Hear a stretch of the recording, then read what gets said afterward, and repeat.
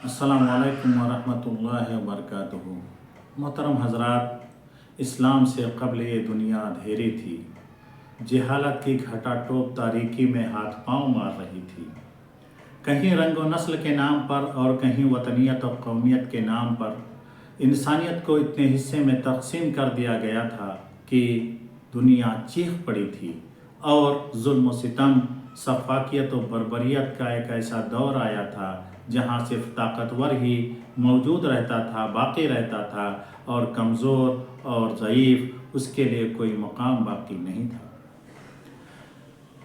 अखलाक के अलमबरदारों ने अपने अपने तौर पर इस आग को बुझाने की कोशिश की, लेकिन ये आग सिर्फ सहराए अरब के रेगिस्तानों तक महदूद नहीं थी, बल्कि उस वक्त की तरक्की याफ्ता दुनिया रूम और फारिस को भी अपने लपेट में ले चुकी थी।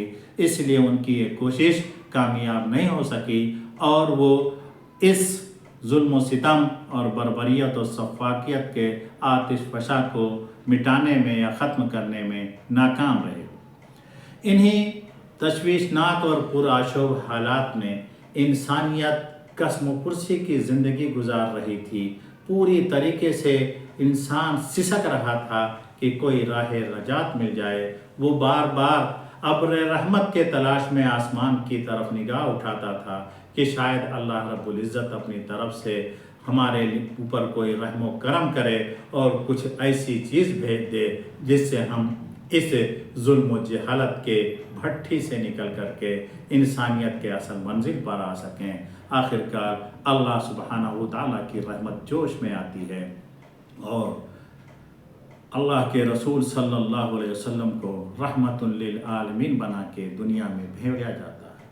आप आते हैं तो सबसे पहले ये ऐलान करते हैं कि ऐ लोगों, इबादत सिर्फ अल्लाह की होनी चाहिए, अल्लाह के अलावा किसी और की इबादत नहीं होनी चाहिए। इसलिए कि इंसान के लिए सबसे ज़्यादा ज़िल्लत और खिस्सत की बात यह है कि वो किसी इंसान की इबादत करे। इसलिए इबादत खालिक की होनी चाहिए, राज़िक की होनी चाहिए, जिसने हमें इस दुनिया में पैदा किया है और हमें रिज़्क देता है। वही एक है जो इबादत के काबिल है, कोई और इबादत के काबिल नहीं है। आपका ये ऐलान उस दौर के सरदारों के पर बहुत गरा गुजरता है, ख़ास तौर से वो लोग जो लात और उज़्ज़ा की परस्तिश कर रहे थे, या वो लोग जो इस जाली माबूदों के नाम पर लोगों पर जुल्म कर रहे थे। इसलिए सब के सब आपके मुखालिफ हो जाते हैं। जो कमज़ोर और नातवा हैं वो आपके साथ आते हैं। लेकिन कुर्बान जाइए अल्लाह के रसूल पर कि आप जालिमों और जाबिरों की परवाह नहीं करते हैं, बल्कि कमज़ोरों, मजलूमों, यतीमों और बेकसों के साथ खड़े हो जाते हैं और ऐसा फार्मूला इस्तेमाल करते हैं जिससे ये जालिम और ये जाबिर ये महसूस करने लगते हैं कि शायद हमारा अब ये जुल्म सितम का दौर ख़त्म होने वाला है। अब उन कमज़ोरों और उन ज़ईफ़ों का दौर आने वाला है जो वाकई में इंसान हैं और इंसानियत ही उनके रगो पै में रच बस गई है। इसलिए वो सब के सब मुखालफत पर आमादा हो जाते हैं। लेकिन अल्लाह की मदद आती है। रसूल सल्लल्लाहु अलैहि वसल्लम को अल्लाह सुब्हानहू व तआला मदीना पहुंचा देते हैं। फिर वहाँ पे आपको इजाज़त होती है कि आप एक हुकूमत कायम करें जो अदल व इंसाफ के साथ काम करे। अल्लाह के रसूल सल्लल्लाहु अलैहि वसल्लम मदीना में मौजूद दूसरे कौमों के साथ सुलह करते हैं, मुआहदा करते हैं और आपस में कैसे ज़िंदगी गुजारी जाए इसका एक नमूना इस दुनिया इंसानियत के सामने पेश करते हैं। फिर जब आप सल्लल्लाहु अलैहि वसल्लम मक्का फ़तेह करते हैं सन 8 हिजरी में, तो उस वक्त वहाँ के जालिम और जाबिर ये समझते हैं कि आज तो बदले का दिन है। बहुत सताया था हमने मोहम्मद को और उनके साथियों को, उनके लिए हमने ज़िंदगी तंग कर दी थी। आज उनको मौका मिला है, वो ज़रूर हमसे बदला लेंगे। लेकिन अल्लाह के रसूल रहमतुल लिल आलमीन हैं। आपको सिर्फ अरबों के लिए नहीं भेजा गया था, बल्कि पूरी दुनिया के लिए, क़यामत तक के लिए भेजा गया था। आप ये ऐलान करते हैं, ला तसरीबा अलैकुमुल यौम फज़हबू फ़अंतुमुत तुलक़ा, कि आज के दिन तुम पर कोई मुआख़ज़ा नहीं है, जाओ तुम सब के सब आज़ाद हो।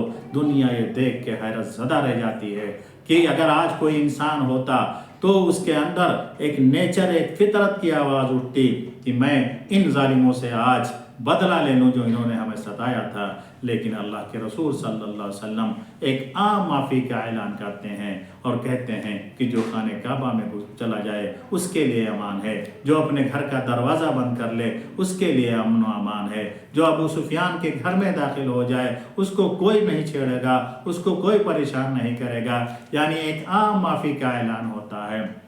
پھر اللہ کے رسول صلی اللہ علیہ وسلم حجۃ الوداع کے موقع پر ایک ایسا انسانی منشور جاری کرتے ہیں جو آج تک کی مہذب اور ترقی یافتہ دنیا جو ہیومن رائٹس کی بات کرتی ہے، حقوق انسانی کی بات کرتی ہے، اس معیار تک نہیں پہنچ سکی ہے۔ اللہ کے رسول یہ اعلان کرتے ہیں کہ کسی اجمی کو کسی عربی پر، کسی کالے کو کسی گورے پر کوئی امتیاز نہیں ہے، تم سب کے سب آدم کی اولاد ہو۔ اور اسی طریقے سے عورتوں کے سلسلے میں وہ نصیحت کرتے ہیں اور مسلمانوں کو اس طرح کا پیغام دیتے ہیں کہ کوئی بھی مسلمان یا کوئی بھی انسان عورتوں کے ساتھ ظلم نہ کرے، اس لیے کہ یہ صنف نازک ہے، اس کو اللہ رب العزت نے ماں کی شکل میں، بہن کی شکل میں اور مختلف شکل بیوی کی شکل میں لوگوں کے لیے سکون بنا کر کے بھیجا ہے۔